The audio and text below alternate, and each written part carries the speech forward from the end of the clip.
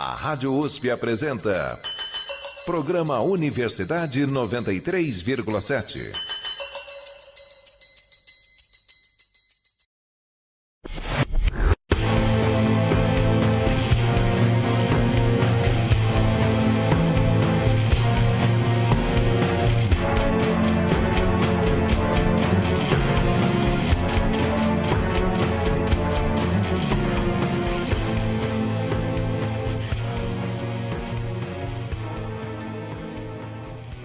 Bom dia, ouvintes da Rádio USP, está começando mais um programa Universidade 93,7. Meu nome é Diogo Magri e hoje estou do lado de Nelson Niero. Neto, tudo bom, Nelson? Bom dia, Diogo, tudo bem? É um prazer estar aqui com você e bom dia também aos ouvintes da Rádio USP. Igualmente, Nelson. Hoje o assunto do programa é cinema. Falaremos de uma sessão muito especial do filme Nosferatu, Uma Sinfonia do Horror, que foi executada no Instituto Moreira Salles, ali na Avenida Paulista. É isso aí, Diogo. Foi uma sessão muito especial, porque você sabe que o barato dela, além de se tratar de um clássico filme de terror, é que ela contou com uma orquestra ao vivo. E não só isso. Foi a primeira vez que a trilha original do filme foi executada no Brasil. E a nossa reportagem foi até o MS, ao Instituto, para ver o que ia rolar. Mas quem vai contar isso pra gente melhor é o Diego Smirner. Olá, Nelson. Olá, Diogo. Olá, ouvintes da Rádio USP. Eu conversei com o crítico de cinema Marcelo Lira e com o curador responsável pelo evento, o Juliano Gentili. Que beleza, nós vamos ouvir tudo isso hoje. Mas antes de ouvir o que você preparou pra gente, Diegão, vamos contar um pouco sobre o filme, afinal acredito que nem todos conheçam esse clássico do cinema. Você já conhecia o filme, Diego? Conta pra gente. E quando você foi ver que uma orquestra ia fazer a trilha sonora, você ficou interessado e resolveu assistir? Como foi isso? Pois é, Diogo, eu adoro filmes de terror, adoro cinema, né? E este filme, Nosferatu, foi um dos primeiros filmes de terror, né? Foi a primeira adaptação de Drácula, né? Drácula, um livro escrito pelo irlandês Bram Stoker, né? Todo mundo conhece, de 1897, e que foi adaptado pela primeira vez em 1922 pelo diretor alemão do expressionismo, o Friedrich Wilhelm Murnau. E o filme, como eu disse, foi um dos primeiros do gênero do terror e deixou sua marca desde então, né? Diego, então não seria exagero dizer que essa experiência proposta pelo Instituto Moreira Salles é praticamente uma viagem no tempo, né? Eu inclusive coloquei isso na minha reportagem, que nós vamos ouvir mais pra frente. Eram tempos em que as coisas deviam ser mais simples, né? E é muito interessante rever o cinema de quase um século atrás, que não se compara com as tecnologias que a gente está acostumado hoje em dia, né? E eu creio que a maioria dos nossos ouvintes conheça filmes como Charles Chaplin, por exemplo, né? Mas a história do filme mudo vai muito além disso, né? É isso aí. Então vamos lá, Diego, o que você tem pra gente? Bom, a gente vai começar ouvindo a minha entrevista com o crítico de cinema Marcelo Lira, que vai explicar um pouco mais pra gente do contexto em que o filme Nosferatu foi produzido, um pouco sobre o expressionismo alemão e de como eram as sessões de cinema dos filmes mudos com orquestras tocando ao vivo muito tempo atrás. Entendi. Vamos ouvir o Marcelo, então. Marcelo, boa noite. Eu queria saber primeiro um pouco sobre o expressionismo alemão. Você pode contextualizar esse movimento pra gente? Sim. O expressionismo é um movimento que surge imediato pós-guerra, pós-Primeira Guerra Mundial, né? Que a Alemanha sai derrotada. Ele começa no teatro alemão, né? E na pintura também, a ideia de fazer aqueles cenários distorcidos, né? As coisas escuras, com sombras. Surge muito em cenários de teatro, muito parecido com a pintura expressionista. E em seguida surge no cinema com um filme chamado Gabinete do Dr. Caligari, do Robert Wiene, que é de 1920 para 21. E aí esse é um marco do expressionismo no cinema. Ele surge no pós-guerra, nesse pós-Primeira Guerra, e ele tem uma razão de ser, porque essa guerra foi um massacre, né? Embora a Segunda Guerra seja mais, assim, ter sido mais filmada, ela é um pouco mais mediática, que teve a coisa do Hitler, né? E o racismo, uma coisa asquerosa, mas a Primeira Guerra foi mais violenta, porque na Primeira Guerra eram confrontos mesmo de luta, de baioneta, de muito sangue. Na Alemanha toda, assim, era raro no final da guerra você não ter alguém que não tivesse um parente próximo que tinha morrido, não. Pai, mãe, irmão, primo, todo mundo, assim, morreu muita gente, em proporção com a população de alemães, acho que morreu até mais que na Segunda. Então era um clima muito sombrio, assim, de mortes, sabe, uma coisa pesada. que era um ambiente, um cenário propício para o surgimento disso. As artes costumam refletir o seu tempo, né? Então o expressionismo refletiu muito essa coisa sombria de morte, tanto que começa essa coisa de vampiros, de mortos-vivos, de coisa, tem muito a ver com essa coisa do massacre que foi essa derrota alemã na Primeira Guerra. O Robert Wiene, ele pega essa coisa, inclusive o cenógrafo dele, a gente que cuidou da parte de arte, era ligado, eu, se não me engano, eu esqueci o nome do cara do teatro, Weichardt, que é do teatro expressionista. Eles fazem cenários pro Robert Wiene, do gabinete do Caligari. Era um cenário um pouco mais estilizado, era muita coisa pintada, as sombras eram pintadas no chão, as distorções eram todas de pintura no cenário. No Nosferatu, as distorções já são de posicionamento de câmera. Então você coloca a câmera meio torta, pega com uma angular, você já entorta a parede, entorta... Ela é uma coisa mais... Os cenários são reais mesmo, não é pintura que nem o gabinete. Isso é quase imediatamente contemporâneo, o Nosferatu, porque o gabinete do Caligari é 1921, o Nosferatu é 22. Certo. Tá ali, mas o Wiene, é claro, é o precursor. Está tudo muito vinculado, porque é a atmosfera que se vivia na Alemanha nessa época mesmo. Né? Quais são as características do expressionismo? Isso, usar escuros, claro, escuros, sombras, muitas cenas nas sombras. O Nosferatu é muito ambientado em sombras, né? Em escuridão, assim. Nessa época ainda não tinha essas coisas que foram desenvolvidas, tipo, você dá um susto de criar uma atmosfera. Ele não é um filme de susto, mas ele é um filme de medo, assim. Aquela coisa de você estar de noite, alguma coisa, um fantasma né, entrar, esse vampiro ele abre a janela, ele entra quase como um fantasma mesmo. Né? É um outro estilo. Mas ele é o pai de todos os filmes de terror que seguiram. Né? E, Marcelo, eu queria falar também um pouco sobre esses primórdios do cinema, quando o Nosferatu foi produzido. No cinema mudo ainda, a trilha sonora era tocada ao vivo por orquestras, como aconteceu agora no IMS. Sim, essa homenagem do IMS a esse antigo estilo, ela é bem interessante, porque o espectador de hoje pode ter a sensação que o espectador dos anos 20 tinha. Porque nos anos 20 não tinha como gravar um som. Né? Então os filmes eram mudos, porque não tinha como gravar. E havia necessidade de ter algum som, né? Porque uma sala totalmente vazia, assim, em silêncio, qualquer conversa que se falar atrapalhava o filme. Então eles tiveram a ideia de que deveria ter música. Isso começou em 1900, se não me engano, 4, 5, começaram a ter, assim, em geral, cinemas pequenos tinham alguém tocando piano. Então, em geral, o filme vinha com uma partitura e o sujeito tocava a partitura, ou o que era mais comum era passar o filme e o pianista ali, ele acompanhando. Então, se fosse uma cena romântica, ele tocava música no piano romântico, se fosse uma cena de ação, ele tocaria mais rápido, então ele acompanharia, era ao vivo mesmo. Cinemas maiores chegavam a ter orquestra, o cinema ao longo dos anos foi ficando salas maiores, foi ficando mais popular, e aí os cinemas grandes, assim, de, sei lá, 1000 lugares, tinham orquestra, tinha um fosso na frente com orquestra, e aí tinha um maestro aqui editando o ritmo do jeito que os sujeitos iam tocar no cinema. Então isso prevaleceu até 1927, quando começa o cinema sonoro. Né? O filme O Cantor de Jazz, 1927, que é pioneiro, mas em seguida, 1928 para 29 se populariza, todo o cinema passa a ser sonoro mesmo, e aí acaba essa tradição. Mas até então todo o cinema tinha música ao vivo. Ou era um piano, ou era às vezes um cara com violino, cinemas pequenos, e cinemas grandes tinham uma orquestra inteira. E aí o IMS revive essa tradição dos primórdios do cinema. Né? É uma ideia bem interessante. Excelente entrevista, Diego. Realmente muito bom, Diego. Parabéns. Obrigado, amigos. Obrigado. Bom, agora que o contexto do filme está devidamente explicado tanto para nós quanto para o nosso ouvinte, vamos dar um passo adiante, falar um pouco mais sobre o evento. Vamos, Diogo. Mas antes, eu gostaria de tirar uma dúvida. Opa, fica à vontade, Nelson. Diegão, você falou do livro O Drácula, de Bram Stoker, um baita livro. Mas fiquei com uma dúvida. Se o filme é inspirado no livro, por que o filme também não foi batizado de Drácula? É mesmo, hein? Essa é a pergunta de R$1 milhão, né? O Juliano Gentili, o curador do evento, ele até fala um pouco sobre isso na entrevista que eu fiz com ele, né? Que vocês vão ouvir na reportagem. Mas aqui para explicar com um pouco mais de profundidade, já que você está me perguntando, para não te deixar, né, na mão. Claro, muito obrigado. É o seguinte, o Bram Stoker, o autor de Drácula, faleceu 10 anos antes da produção do filme do Murnau. Ah, sim. Então, ele teve problemas para conseguir os direitos autorais, os herdeiros de Bram Stoker não quiseram cedê-los.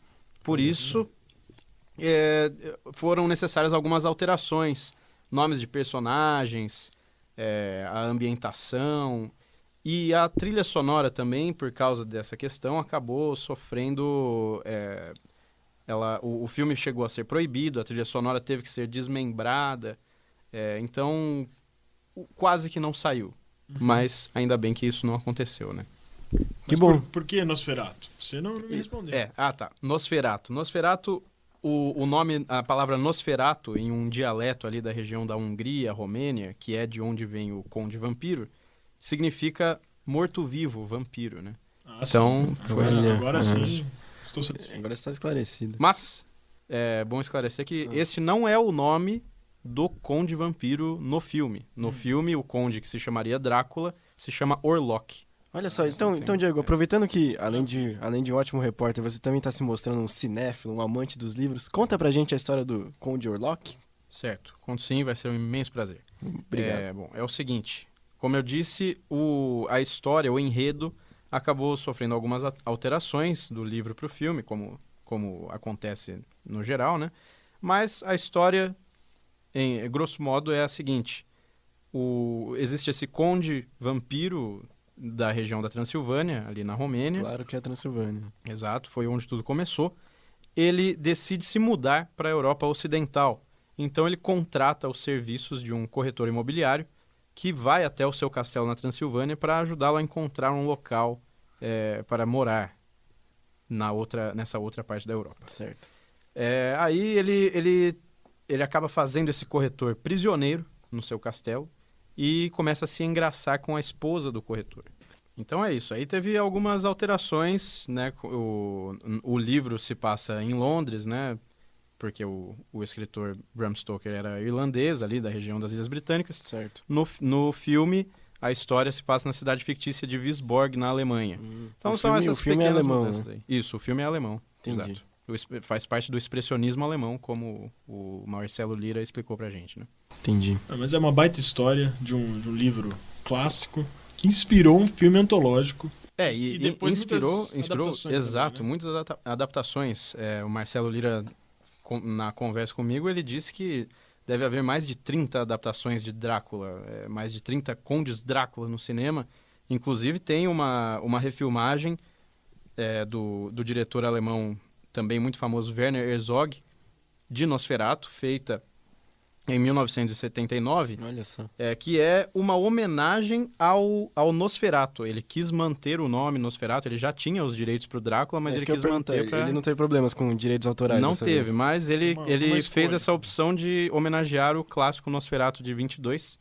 E agora ainda está em processo de produção, mas aparentemente vai acontecer mais uma refilmagem do filme Nosferatu, e será dirigido, pelo que dizem as notícias, pelo diretor do filme A Bruxa, Robert Eggers. Que também é um filme de terror. É um filme de terror de 2015 e que fez muito sucesso, abalou aí as estruturas da indústria cinematográfica. Do mundo cinéfilo. Isso.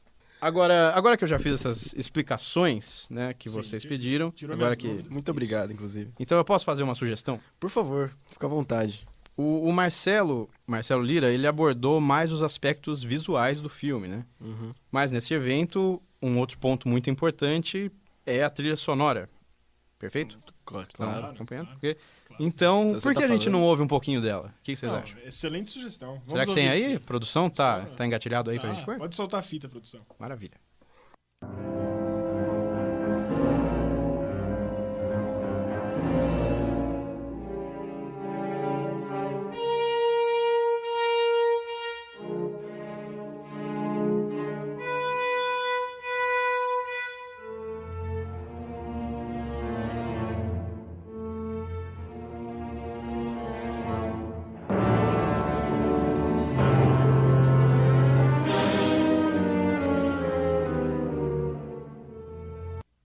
É ou não é uma trilha apavorante? Você gostou então, Diego? Eu gostei, fiquei muito satisfeito. Que bom. Então agora a gente pode ouvir a reportagem dele, tô certo, Nelson? Sim, eu tô bastante curioso, ansioso para ouvir essa reportagem. Como você disse, altas expectativas. Então, pode mandar bala. Vamos lá. Programa Universidade 93,7. Bom dia, ouvintes da Rádio USP. Meu nome é Diego Smirni. Nos dias 12, 13 e 14 de junho, algumas centenas de amantes do cinema se reuniram em frente ao Instituto Moreira Salles, no número 2424 da Avenida Paulista, para uma experiência que podemos dizer que se assemelha a uma viagem no tempo, mais precisamente, uma viagem para a década de 20 do século passado. Foi em 1922 que o clássico do cinema expressionista alemão Nosferatu, uma sinfonia do horror, foi exibido pela primeira vez nos cinemas. Quase 100 anos depois, o IMS trouxe a quem mora na cidade de São Paulo a chance de ver o filme novamente na telona. Não bastasse isso, as sessões do longa-metragem, dirigido por Friedrich Wilhelm Murnau, seguem os costumes da época, com uma orquestra tocando ao vivo a trilha sonora da obra. Esta foi a primeira vez que a trilha original de Nosferatu foi executada durante uma sessão de cinema no Brasil. Eu conversei com Juliano Gentili, curador responsável por este evento, que foi feito em parceria do IMS com o Instituto Goethe no Brasil, para saber mais sobre como surgiu essa ideia. O propósito era exibir um clássico, né, do cinema mudo, mas com uma novidade nesse caso, que é o fato da trilha sonora original nunca ter sido executada no Brasil. Quase 100 anos depois do filme ter sido lançado, né, curiosamente a trilha nunca tinha sido executada aqui. Então, além do filme ser um clássico do terror, ser uma referência e um filme inspirado no romance Drácula, tinha essa questão da trilha. Essa história toda também é importante dizer, porque o filme, ele foi inspirado no romance Drácula, mas teve problema com direitos autorais, né? Ou seja, foi inspirado, mas não foi creditado devidamente. Então, isso fez com que gerasse vários problemas na exibição do filme. Inclusive, ele foi proibido de ser exibido. E a trilha sonora sofreu com isso também, a consequência, claro. Ela foi, inclusive, desmembrada. E o compositor, que é o Hans Erdmann, ele depois compilou alguns temas que compunham essa trilha ele chamou de uma fantasia, né? Uma obra à parte, desvinculada do filme, justamente para não ter problema. Então, o trabalho que o regente, o Marcelo Falcão, e o pianista, o Hans Brandner, que tocaram no IMS, tiveram foi de reconstituir essa trilha original. Após esse trabalho de restauração da trilha sonora original, o regente Marcelo Falcão e o pianista Hans Brandner juntaram uma equipe de 9 músicos para executar a trilha sonora e completar a experiência. E a chance de se sentir de volta aos anos 20 atraiu hordas de cinéfilos para o IMS, na tentativa de conseguir um ingresso que, para aumentar ainda mais a procura, custava apenas R$ 4,00. Mas não foi fácil. O primeiro lote de ingressos foi colocado à venda pelo site do Instituto no dia 1º de junho e se esgotou em questão de horas. Depois, novos lotes foram disponibilizados na bilheteria física do IMS nos dias das sessões, o que gerou filas muito grandes, como conta o Juliano. Todas as sessões tiveram os ingressos esgotados. Teve gente que chegou às 6 da manhã, os ingressos começaram a ser vendidos às 10 e teve gente que chegou às 6 da manhã. Eu mesmo vi no segundo dia de exibição, eu vi um cara na praça ali do IMS com uma plaquinha, às 4 horas da tarde, com uma plaquinha dizendo: compro ingressos para Nosferatu. Então eu acho que isso mostra que, em primeiro lugar, o filme é muito famoso, mas que também tem uma procura por filmes mudos clássicos com trilha ao vivo. Vamos ouvir a Bárbara e o João, que assistiram juntos a Nosferatu.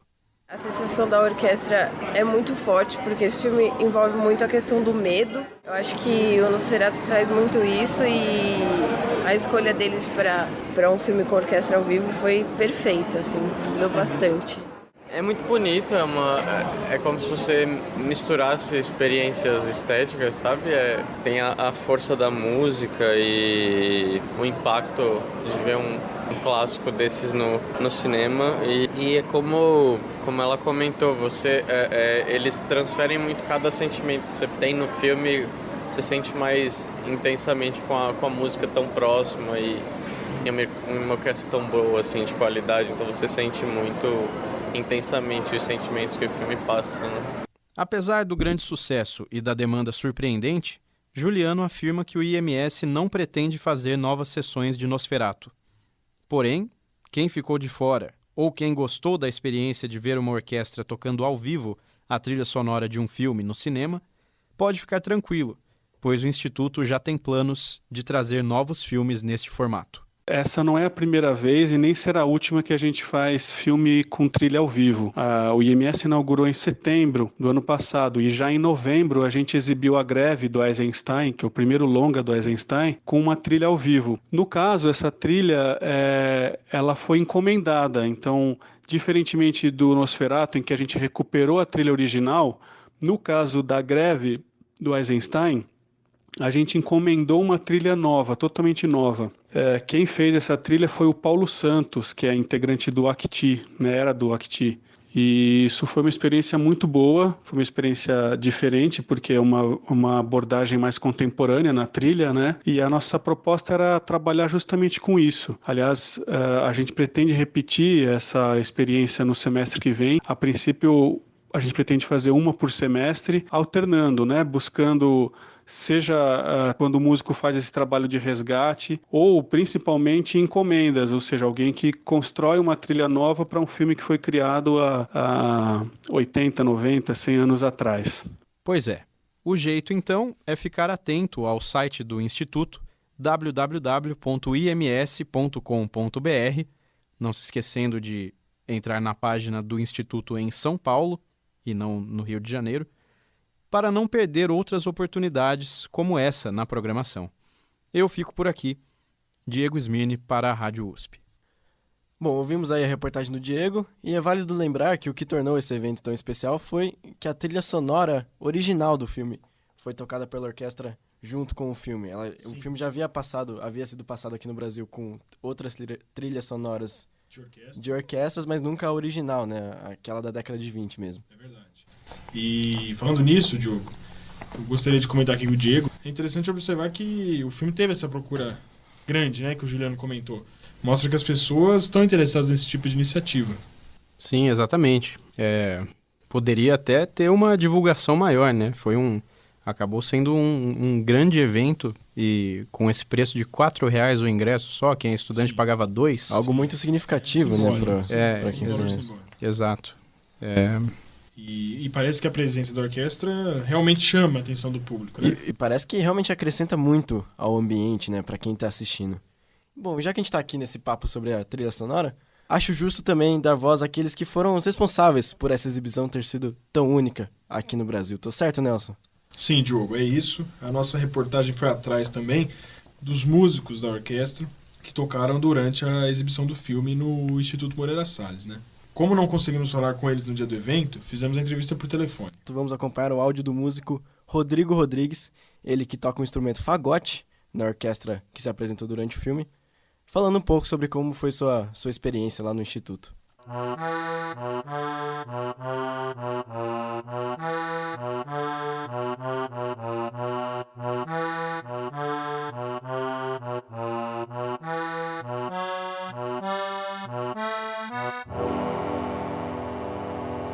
Tocar uma trilha de cinema é sempre uma coisa bem nova para nós músicos que sempre estamos acostumados a tocar o repertório sinfônico de orquestra. A trilha de cinema eu acho interessante porque a música tem que se adaptar ao filme, né?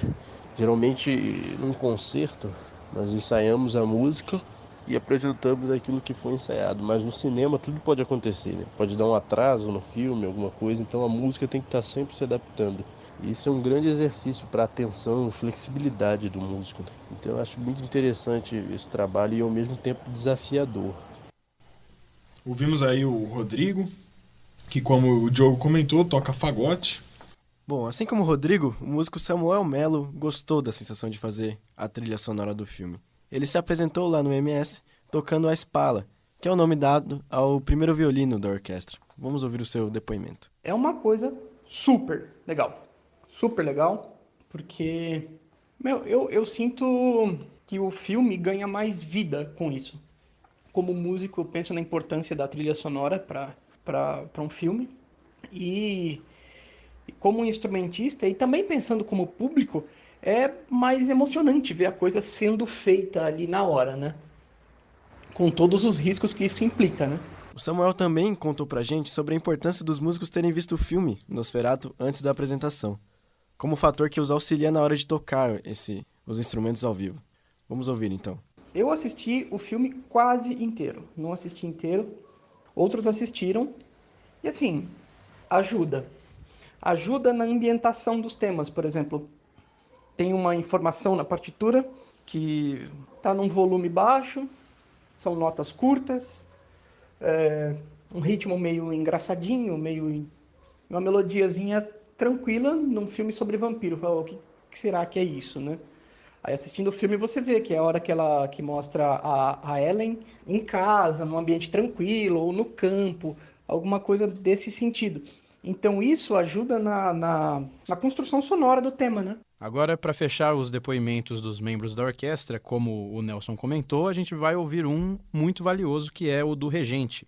Nós conversamos com o Marcelo Falcão e ele contou pra gente um pouco sobre a função dele e numa apresentação desse tipo. Vamos ouvir o que ele tem a dizer. É bastante interessante, realmente, porque no caso das nossas apresentações com o Nosferatu, nós apresentamos uma trilha em que ela é sincronizada com o filme, né? Então o regente aí tem uma preocupação enorme em manter os andamentos, né, consistentes, né, dele não puxar um momento um pouquinho mais rápido, um pouquinho mais devagar, porque isso vai ter problemas na sincronização, né? E além disso, eu diria que isso eu percebi bastante no Nosferatu, que quanto mais o regente entra na atmosfera do filme, ele também consegue passar isso para os músicos, né? E porque os músicos não conseguem ver o filme, eles estão de frente para o público. Então o regente ele tem a função ali de passar realmente para a orquestra que tipo de atmosfera, que tipo de som que o filme está pedindo naquele momento, né? Tá aí o depoimento do Marcelo Falcão, o regente da orquestra. Muito legal, interessante ouvir as experiências dos músicos, não é mesmo, Nelson? Com certeza, Diogo, mas o papo tá ótimo aqui, mas infelizmente tá dando nosso horário, Que né? pena. Eu gostaria de agradecer o Diego pela presença hoje aqui.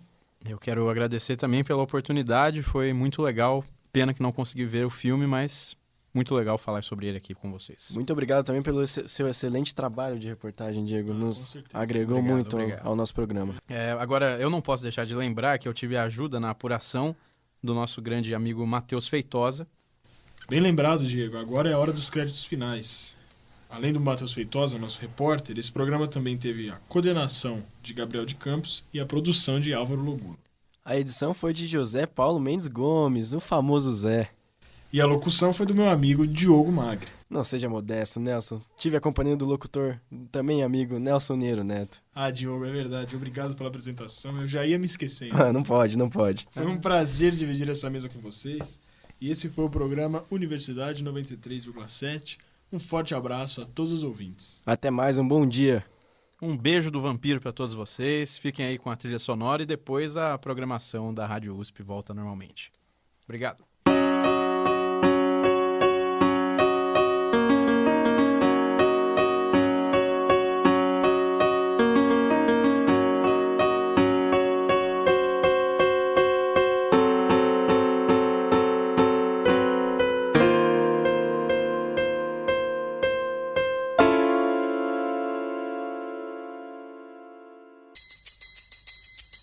A Rádio USP apresentou Programa Universidade 93,7.